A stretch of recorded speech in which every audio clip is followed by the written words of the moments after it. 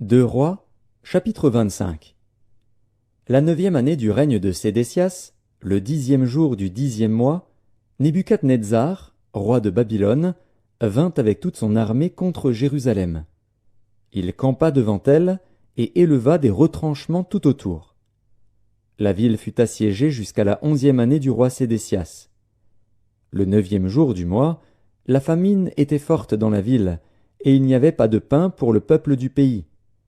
Alors la brèche fut faite à la ville, et tous les gens de guerre s'enfuirent de nuit par le chemin de la porte entre les deux murs près du jardin du roi, pendant que les Chaldéens environnaient la ville. Les fuyards prirent le chemin de la plaine. Mais l'armée des Chaldéens poursuivit le roi et l'atteignit dans les plaines de Jéricho, et toute son armée se dispersa loin de lui. Ils saisirent le roi, et le firent monter vers le roi de Babylone à Ribla. Et l'on prononça contre lui une sentence.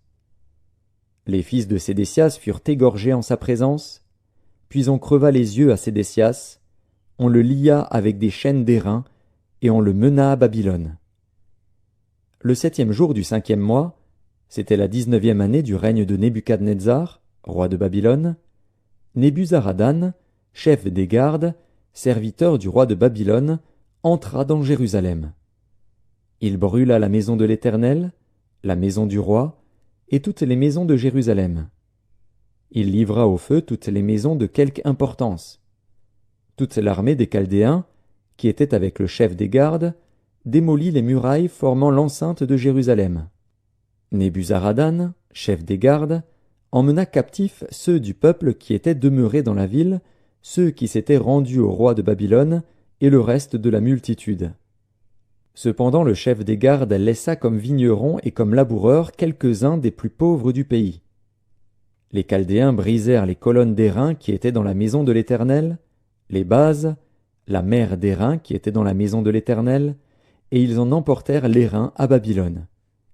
Ils prirent les cendriers, les pelles, les couteaux, les tasses et tous les ustensiles d'airain avec lesquels on faisait le service. Le chef des gardes prit encore les brasiers et les coupes, ce qui était d'or et ce qui était d'argent.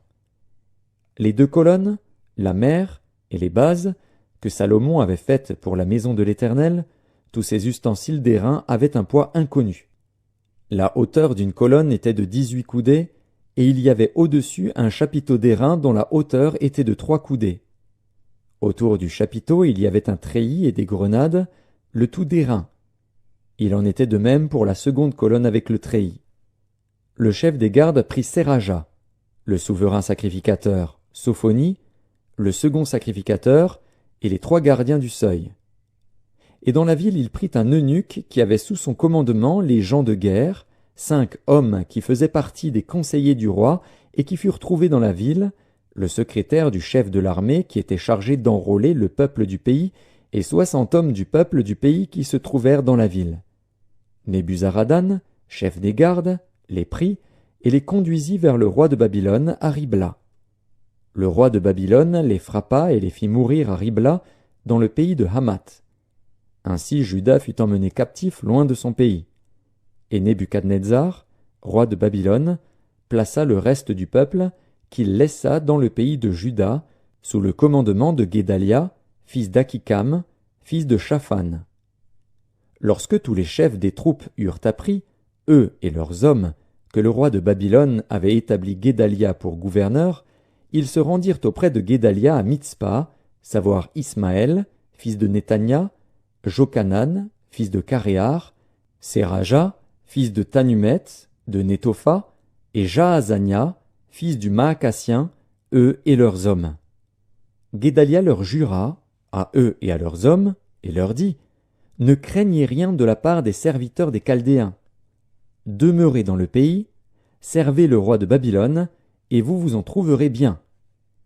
Mais au 7e mois, Ismaël, fils de Netania, fils d'Élishama, de la race royale, vint, accompagné de 10 hommes, et ils frappèrent mortellement Guédalia, ainsi que les Juifs et les Chaldéens qui étaient avec lui à Mitzpa. Alors tout le peuple, depuis le plus petit jusqu'au plus grand, et les chefs des troupes, se levèrent et s'en allèrent en Égypte, parce qu'ils avaient peur des Chaldéens. La 37e année de la captivité de Joachim, roi de Juda, le 27e jour du 12e mois, Évil-Mérodach, roi de Babylone, dans la première année de son règne, releva la tête de Joachim, roi de Juda, et le tira de prison. Il lui parla avec bonté, et il mit son trône au-dessus du trône des rois qui étaient avec lui à Babylone. Il lui fit changer ses vêtements de prison, et Joachim mangea toujours à sa table tout le temps de sa vie. Le roi pourvut constamment à son entretien journalier tout le temps de sa vie.